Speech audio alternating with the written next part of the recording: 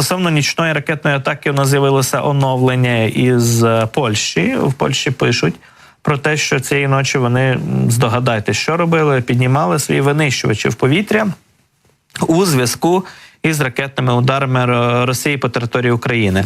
Отже, оперативне командування Збройних сил Польщі буквально на ранок заявило про те, що після 5-ї години ранку з'явилось попередження про те, що летять ракети у західному напрямку і наближаються до кордонів Польщі.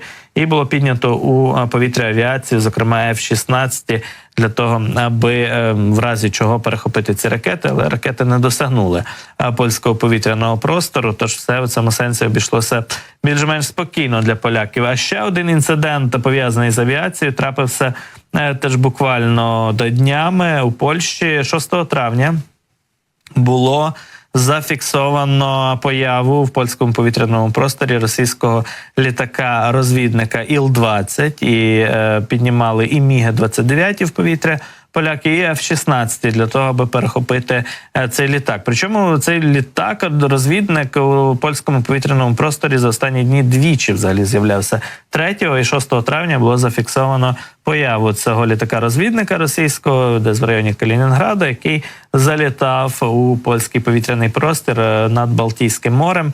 От довелося піднімати полякам авіацію. Такі випадки в районі Балтійського моря відбуваються регулярно. Останнім часом росіяни постійно провокують там своїх сусідів, членів НАТО, на якісь дії у відповідь, на перехоплення, власне кажучи, у повітряному просторі, і порушують цей повітряний простір своїми літаками. Ну, а ще у цьому районі постійно відбуваються якісь аномальні явища із сигналом GPS, які, як стверджують і та ж Польща, Швеція та інші країни, цей сигнал GPS зникає, бо його глушать росіяни. І, власне, росіяни намагаються таким способом навіть авіалайнери пасажирські збити з курсу, створити їм труднощі щодо навігації. І тут до біди, як то кажуть, багато не треба.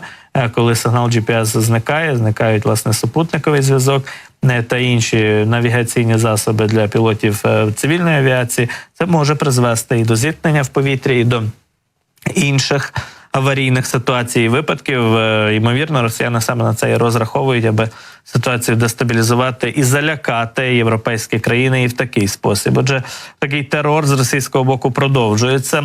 Вплинути на Росію європейські країни сподіваються через Китай. Ми знаємо, що триває турне Сі Цзіньпіня, лідера Китаю Європою. Сьогодні Угорщина розраховує на зустрічі з Сі Цзіньпінем підписати 16 угод із Китаєм. Прихильне ставлення Пекіна до Будапешта і до уряду Орбана ми знаємо, але напередодні днями от Сі Цзіньпінь гостював у Еммануеля Макрона у Франції, і цей візит був довгоочікуваним, до нього Франція готувалася, Макрон особисто готувався. Багато заяв за підсумками цього візиту вже з'явилися у заголовках світової преси. Зокрема, йде мова про те, що президент Франції попросив Сі Цзіньпіня вплинути на запровадження так званого олімпійського перемир'я, тобто поговорити з Путіним, аби той припинив бойові дії на час Олімпійських ігор у Парижі.